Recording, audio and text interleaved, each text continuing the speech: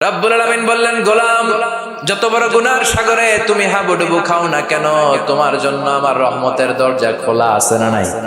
আল্লাহ বললেন, গাফিরিয যামবি ওয়া কাবিলিত তাওবা। আমার কাজ হলো গুনাহ মাফ করা, তওবা কবুল করা।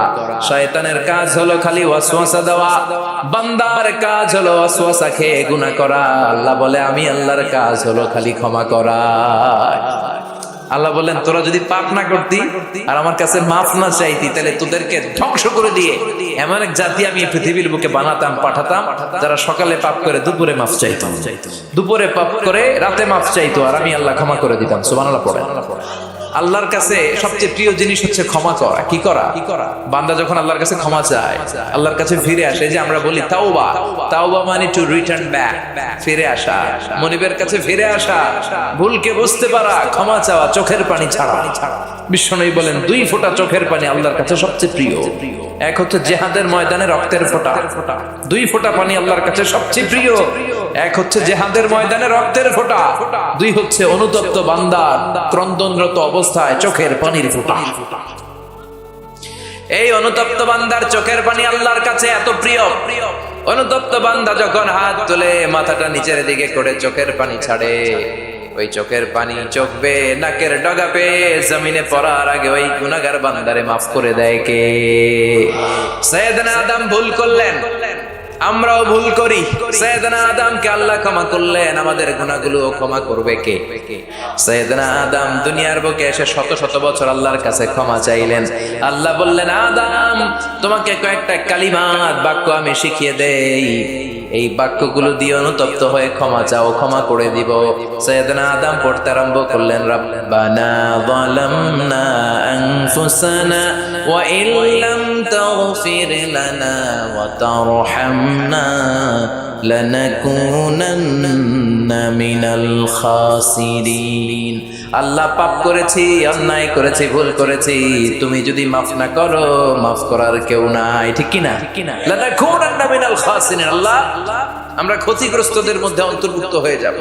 এজন্য সাইয়েদনা আদম আলাইহিস সালাম যা করলেন, ওই পদ্ধতিতে আমাদেরও তওবার দরকার আছে না নাই? তওবা কবুল হওয়ার জন্য কয়েকটা শর্ত আছে, শুনবেন? 1 নাম্বার শর্ত হচ্ছে অ্যাকনলেজমেন্ট, স্বীকারোক্তি, আল ইকরার। You have to acknowledge what you have done from sin. কি কি পাপ করছেন এগুলো গুনে গুনে আল্লাহরে বলবেন, আল্লাহ, আমি পাপী, এই আকাশের নিচে, এই জমিনের উপর আমার চেয়ে বড় পাপী কেউ নাই, আমি সবচেয়ে বড় পাপী, আমি নরপিশাচ, আমি নাদান, আমি মূর্খ, আমি নালায়েক। চিল্লায় কোন ঠিক কিনা? এইভাবে নিজেরা ছোট করেন আর স্বীকার জান, আল্লাহ, আমি পাপী, আমার চাইতে বড় পাপী কেউ নাই। আমরা সবাই পাপী, আমাদের 14 গোষ্ঠী পাপী। জোরে কোন ঠিক কিনা? সবাই পাপী, সব আমরা পাপ করেছি। আল্লাহ, আমার চেয়ে বড় পাপী কেউ নাই। এভাবে স্বীকার করেন, আল্লাহ, আমি এই পাপ করেছি, আমি নামাজ ছেড়েছি, আমি মিথ্যা সাক্ষী দিয়েছি, প্রতিবেশীর উপর জুলুম করেছি, অন্যায় করেছি, খারাপ আচরণ করেছি। একটার পর একটা স্বীকার জান। এগুলো স্বীকার গেলে খুশি হয় কে? 2 নাম্বার শর্ত নাদামা, অনুতপ্ত হওয়া, repentant. You have to be repentant what you have done from scenes.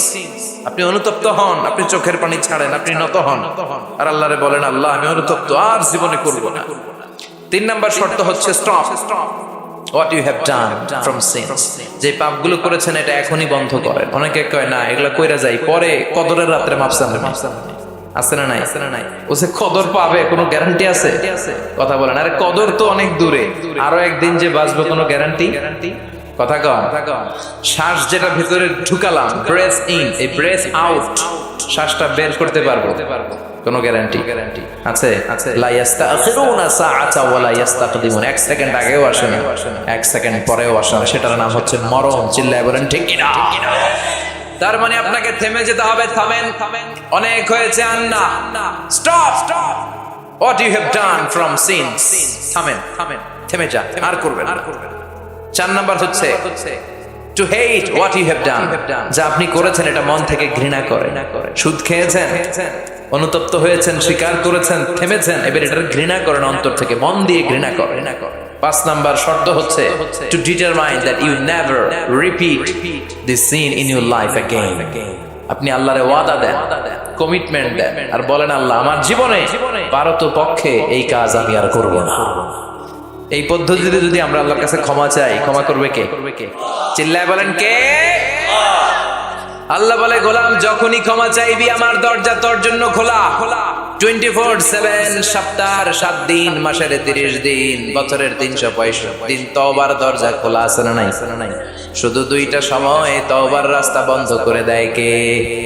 এক নম্বরে বাদাল গারগারা, মালাকুল মউত যখন চলে আসে রুহু নেয়ার জন্য, যখন টানাটানি করে, মালাকুল মউতের চেহারা যখন মুমূর্ষ রোগীটা দেখে ফেলে, মৃত্যুর পথযাত্রী যখন মালাকুল মউতকে চাক্ষুষ দেখে ফেলে, তখন তওবার রাস্তা ব্লক করে দেয় কে? তখন তওবা আল্লাহর কাছে করলে এটা কবুল হবে? আজীবন চান্স পাইছে, করে নাই। মালাকুল মউতকে যখন দেখে ফেলবেন তখন আর তওবার রাস্তা খোলা থাকবে না, ওটা ব্লক, ওটা বন্ধ করে দেয় কে? ফেরাউনও যখন মালাকুল মউতকে দেখছে আর লোহিত সাগরে ডুবতে ডুবতে যখন পানি খাইছে, পানি খাইতে খাইতে ফেরাউনের পেটটা এত বড় হয়ে গেছে, তখন ফেরাউন হাত তুলে বলে আনা মিনাল মুসলিমিন, কয় আমি মুসলমান। দেখছেন কত ভালো মানুষ। ফেরাউন না যদি মুসলমান হয় তা আমরা থেকে লাভ কি? কথা বলে তখন বলে আমি মুসলমান, তখন আর বাঁচার উপায় নাই। আল্লাহ বলে না, এখন করলে তো হবে না, তোমার সময় শেষ। কারণ তাকে যখন সাইয়েদনা মুসা আলাইহিস সালাম যাকাতের কথা বলল, সে বলল আমি যাকাত দিব না। সাইয়েদনা মুসা আলাইহিস সালাম বললেন আযাবের অপেক্ষা কর। আল্লাহ আযাব পাঠালেন, ফাখাসাফনা বিহি ওয়া বিদারিহিল আরদ, কারুনকে সহ, কারুনের সব সম্পদ সহ আল্লাহ জমিনে দাবিয়ে দিতে লাগলেন।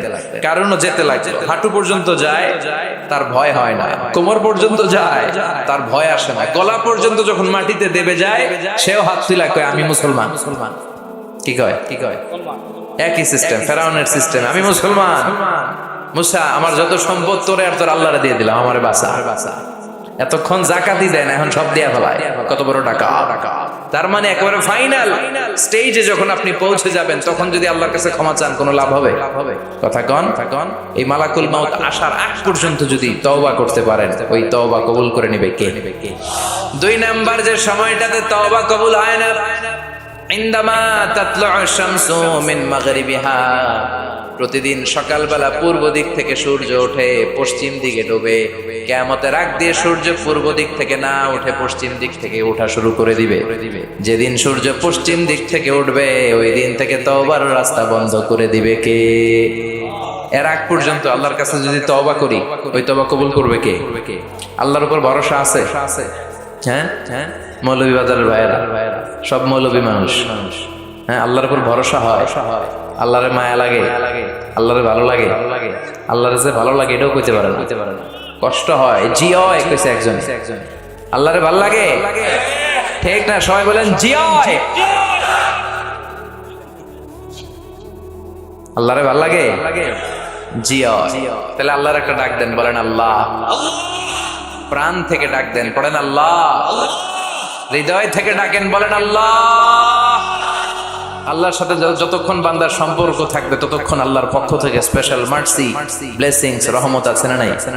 চিল্লায় বলেন আছে না নাই? আল্লাহ ডেকে বললেন, গোলাম যখনই ডাকবি তখনই আমি সাড়া দেই। আল্লাহু আকবার।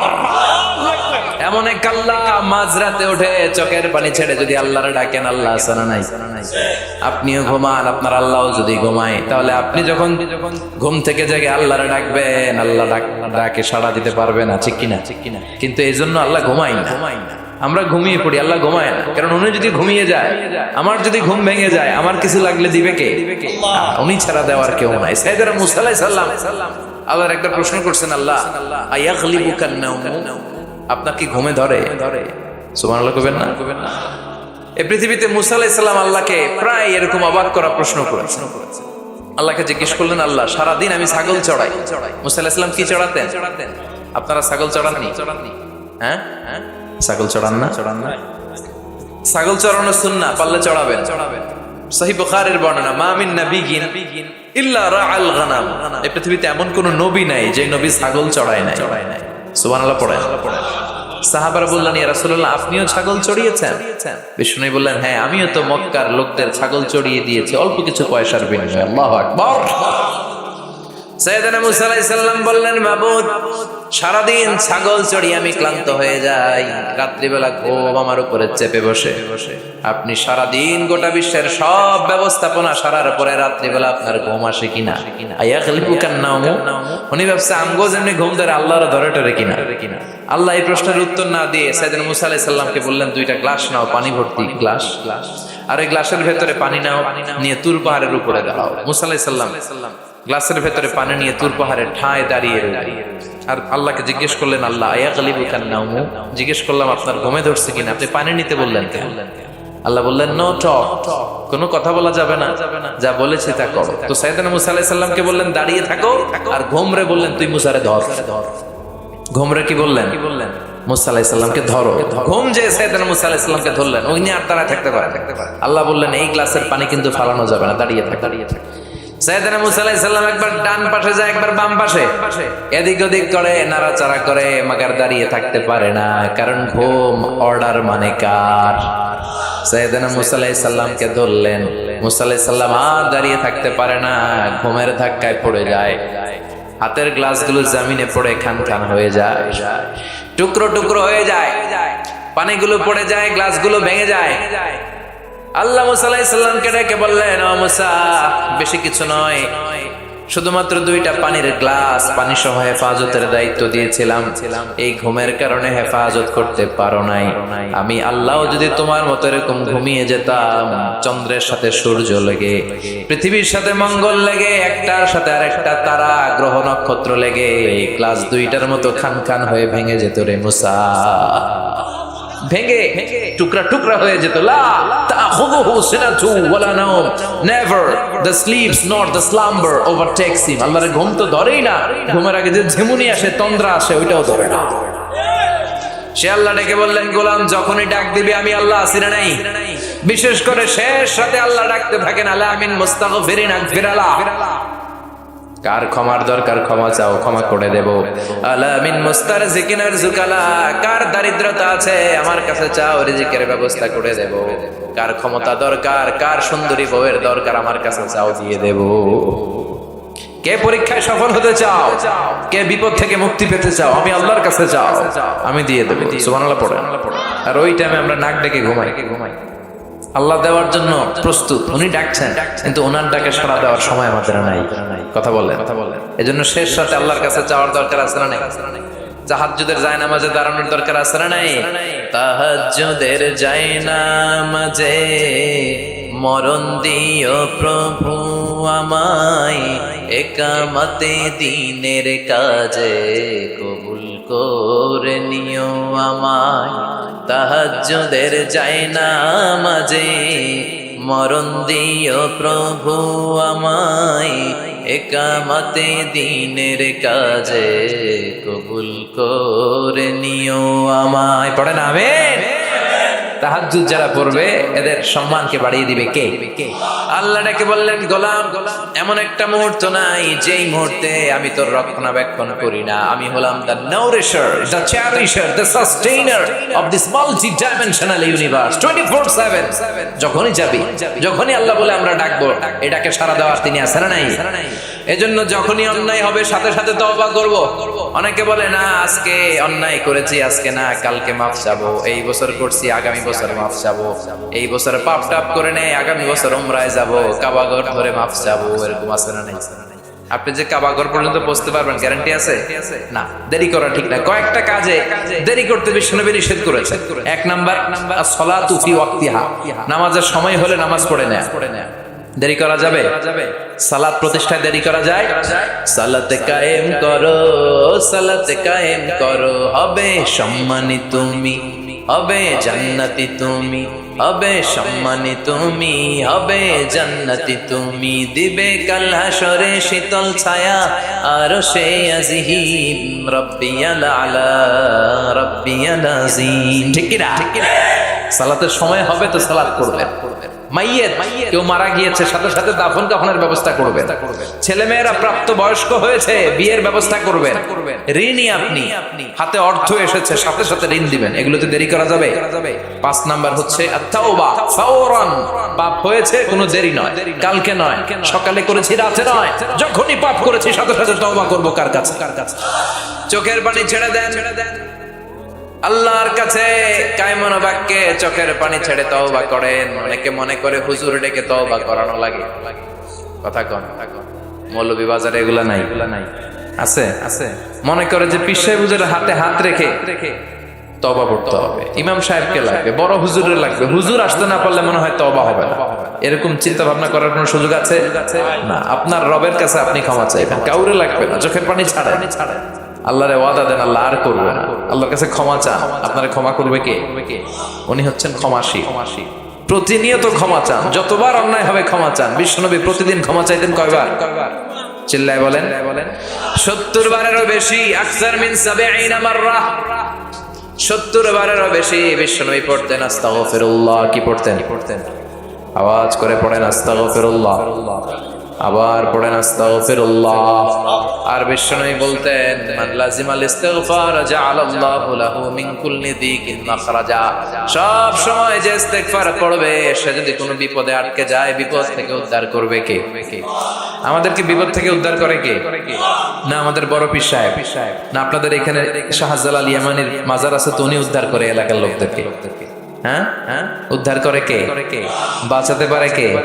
তরাতে পারে কে? সুস্থ রাখতে পারে কে? সফলতা দান করতে পারে কে? জান্নাত দিতে পারে কে? আল্লাহ ছাড়া কেউ কিছু করতে পারে না, এমনকি বিশ্বনবীও কিছু করতে পারে না, ঠিক কিনা? বিশ্বনবীর কাছেও চাওয়া যায় না, কারণ বিশ্বনবী নিজেও চাইতেন কার কাছে? বিপদে আপদে সব সময় আমরা একটা সত্তার কাছে চাই। চিল্লায় বলেন তিনি কে?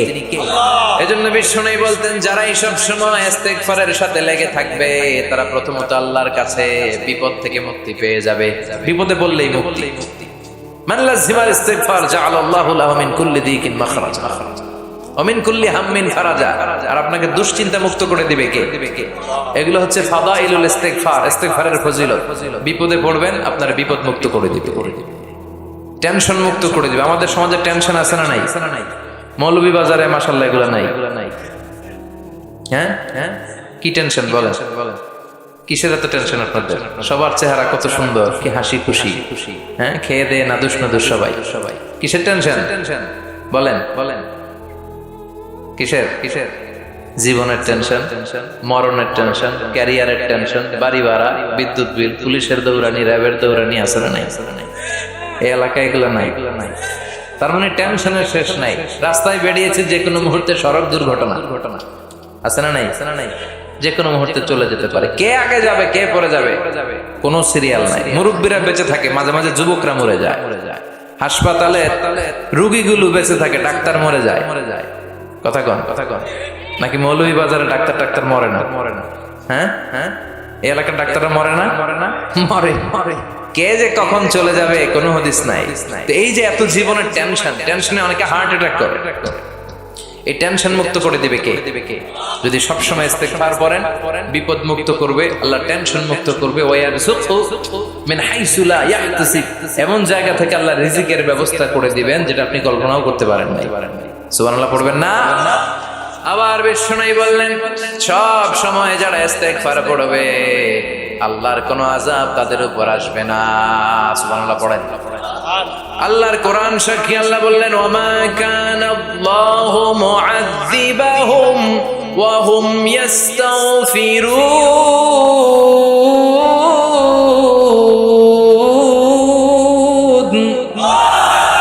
যতক্ষণ আমার বান্দাগুলো, আমার গোলামগুলো আমার কাছে ক্ষমা চাইতে থাকবে, আমার বান্দার উপরে আমার কোনো আযাব পতিত হবে না। সুবহানাল্লাহ পড়েন। সবসময় আযাব মুক্ত থাকবেন, বিপদ মুক্ত থাকবেন, কিন্তু শর্ত হচ্ছে সবসময় কি পড়তে হবে? 5 নাম্বার ইস্তিগফারের ফজিলত হচ্ছে বেশি বেশি ইস্তিগফার পড়লে আল্লাহ তাআলা আপনাকে মুস্তাজাবুদ দাওয়া বানিয়ে দিবে। কি বানাই দিবে? মুস্তাজাবুদ দাওয়া মানে এমন ব্যক্তি আপনি হয়ে যাবেন, আপনি হাত তুলতে দেরি, ওই দোয়া কবুল হতে দেরি হবে। সুবহানাল্লাহ পড়বেন না? মুস্তাজাবুদ দাওয়া হতে মন যায়? কার কার মনে চায়? সবার মনে চায়?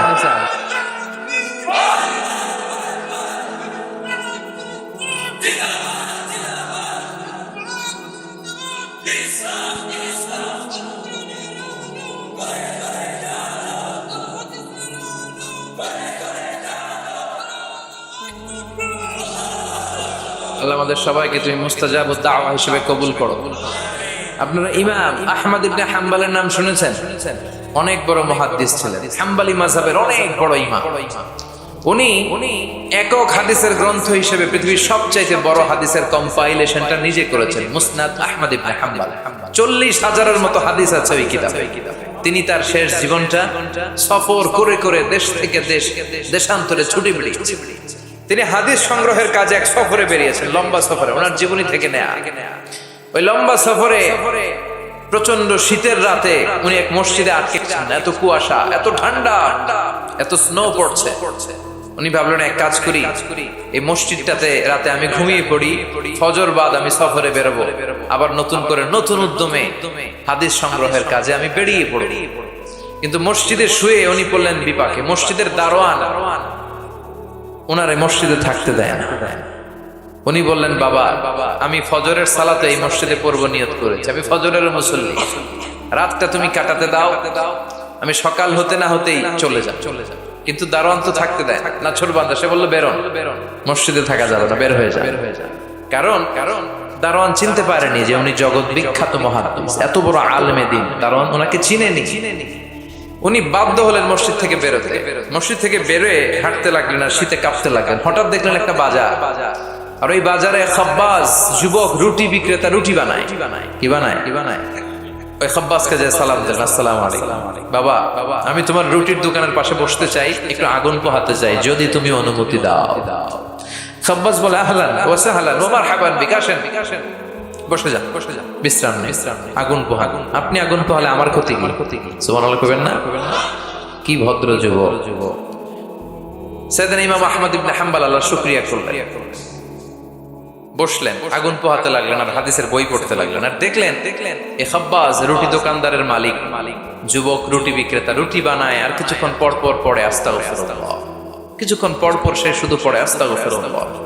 রুটি বানায় পড়ে আস্তাগফিরুল্লাহ, খামির বানায় পড়ে আস্তাগফিরুল্লাহ, চুলার মধ্যে রুটি ঢুকিয়ে দেয় আর পড়ে আস্তাগফিরুল্লাহ, শুধু আস্তাগফিরুল্লাহ। কেউ রুটি কিনতে আসলে তাকে রুটি দেয় আর পড়ে টাকা নিয়ে ক্যাশ বক্সে রাখে, আর কি পড়ে শুধু এটাই।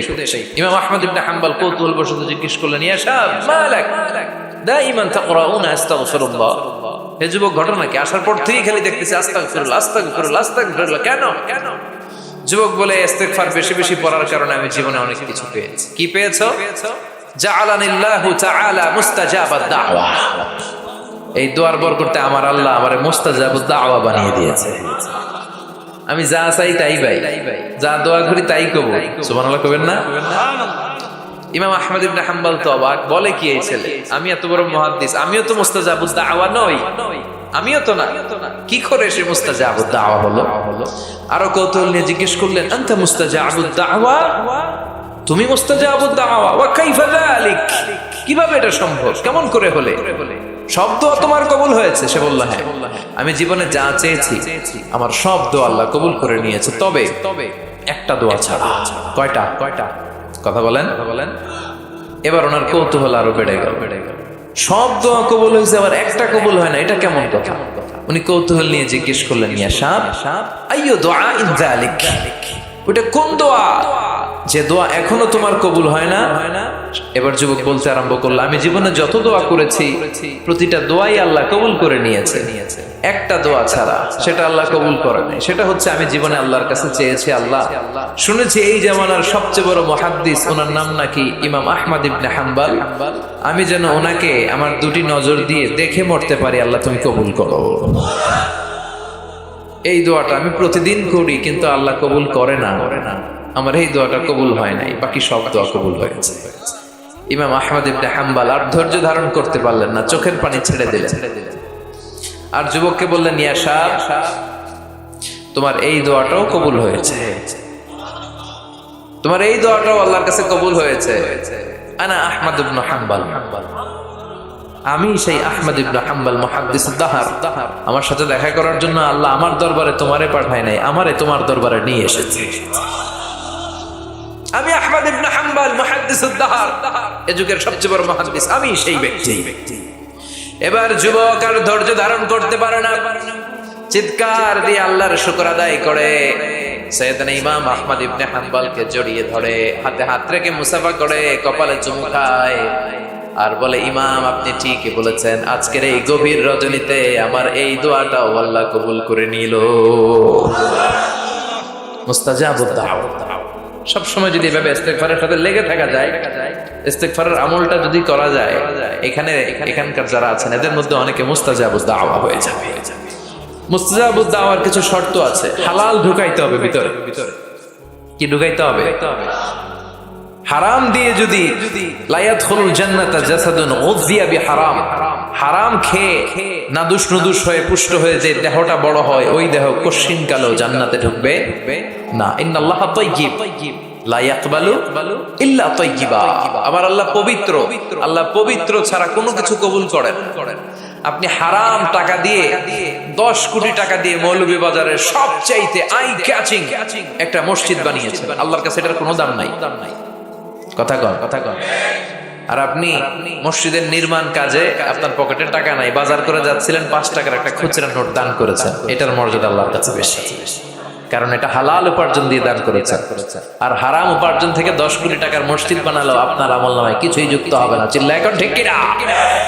এজন্য সবসময় হালাল খাইতে রাজি আছেন তো প্রিয় ভাইয়েরা? খেয়াল রাখবেন, হালাল এটা বরকতময়, হালাল এটা কল্যাণকর, হালাল এটা পবিত্র, হালাল এটা স্বাস্থ্যকর, হালাল যেটা এটা পরিবেশ বান্ধব। সুবহানাল্লাহ পড়েন।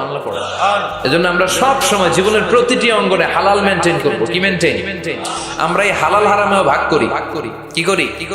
অনেক লোক আছে, এই লোকেরা যদি আপনি শুকরের গোশত ভাইজা দেন, সরকারি চাকরিজীবী বাংলাদেশের মুসলমান ভাই, শুকরের গোশত খান, খাবে? কথা কন। কেন খায় না? কারণ এটা যেই লোকটা হারাম হওয়ার কারণে শুকরের গোশত খায় না, ও কিন্তু টেবিলের নিচ দিয়ে ঠিকই হারাম ঘুষ লক্ষ লক্ষ টাকা রিসিভ করে। চিল্লা এখন ঠিক কিনা? তার মানে হারামের মধ্যে ভাগ করে ফেলাইছি আমরা। সুবিধাজনক হারাম নেই, হারাম খাই, ওইটাতে আপত্তি নাই, কিন্তু যেটাতে অসুবিধা ওইটার সাথে আমরা নাই। চিল্লা এখন ঠিক কিনা? খাওয়ার ক্ষেত্রে মুসলমানরা হালাল খুঁজে, ফুড হালাল ফুড খুঁজে, কিন্তু অর্থের ক্ষেত্রে হালালের বাস বিচার করে না। টেবিলের নিচ দিয়েও নেয়, উপর দিয়েও নেয়, আবার পারলে বন্দুক ঠেকাইয়াও নেয়। আছে না নাই? মৌলভীবাজারে মাশাআল্লাহ এগুলো নাই। কি আছে? আল্লাহ হেফাজত করো। তাহলে বুঝলাম হালালে বরকত, হারামে কোনো বরকত আছে? কথা বলেন। আচ্ছা, আওয়াজ করে উত্তর দেন তো, গরুর গোশত খাওয়া হালাল না হারাম? কুকুর খাওয়া হারাম। গরু হালাল, কুকুর হারাম। আচ্ছা দেখেন, প্রতিদিন বাংলাদেশের বাজারগুলোতে, বিয়ের অনুষ্ঠানগুলোতে, যে কোনো অনুষ্ঠান হলে খাবার দাবারের জন্য গরুর গোশত জবাই হয় না কুকুর জবাই হয়? গরু জবাই হয়, কুকুর জবাই হয় না। কুকুর বেঁচে গেল আর গরু মরল, ঠিক কিনা? আচ্ছা, বছরে যে বাচ্চা দেয়, গাভী বাচ্চা দেয় বেশি না কুকুর বাচ্চা দেয় বেশি? গাভী বছরে দেয় কয়টা? কুকুর দেয় কয়টা? হ্যাঁ, 5টা 7টা। কোনো জন্ম নিয়ন্ত্রণ নাই তো ওদের? দাদা আসছে, দিচ্ছে আর। তো গরু আমরা খাইলাম বেশি, কুকুর খাইলাম না। গরু বাচ্চা দিলেও কম, কিন্তু কুকুর বাচ্চা দিলেও বেশি। এবার সারা বাংলাদেশের সবগুলো জেলাতে মিলিয়ে যদি আপনি হিসাব করেন, বলেন তো বাংলাদেশে গরু বেশি না কুকুর বেশি? কারণ কি? এটা হালাল। বরকত ঢুকাই দিছে কে? বরকত বিশ্বাস করেন? হ্যাঁ, মুসলমানরা বরকতে বিশ্বাস করে। 10 লক্ষ টাকা প্রতি মাসে ইনকাম, মাস শেষে কিচ্ছু থাকে না, আরো ঋণ। একটা হসপিটাল বিল পরিশোধ করতে লাগে 5 লাখ, আবার ব্যাংকের ঋণ আছে না নাই? আর রিক্সাওয়ালার পুরা মাসে ইনকাম 5,000, ওইটা দিয়া ছোট্ট একটা জায়গায় বাসা ভাড়া দেয়, ছেলে মেয়েদেরকে পড়ায়, হ্যাঁ, স্ত্রীকে এটা সেটা কিনে দেয়, আবার মাস শেষে 400-500 টাকা থাকে। ওর 5,000 থেকে থাকে 200-300 টাকা, আর 10 লাখ থেকে 1 টাকাও থাকে না, আরো ঋণ কাঁধে নিয়ে এসে ঘুরে বেড়ায়। দিস ইজ কল্ড বারাকা। এটাকে বারাকা বলে। জন্য বরকতে বিশ্বাস করতে হবে, অল্পে তুষ্ট থাকতে হবে, অল্প খান, অল্প পড়েন, অল্প জমা, যতটুকু লাগবে এতটুকুর জন্য কষ্ট করতেই হবে। কিন্তু সম্পদের পাহাড়, ব্যাংক ব্যালেন্স, গাড়ি বাড়ি, সোনা দানা, এফডিআর, প্রাইজ বন্ড, সঞ্চয়পত্র, একটার পর একটা টাকার পিছনে যে আমরা ছুটছি, এটা ইসলাম আমাদের শিখায় না। আমরা বরকতে বিশ্বাস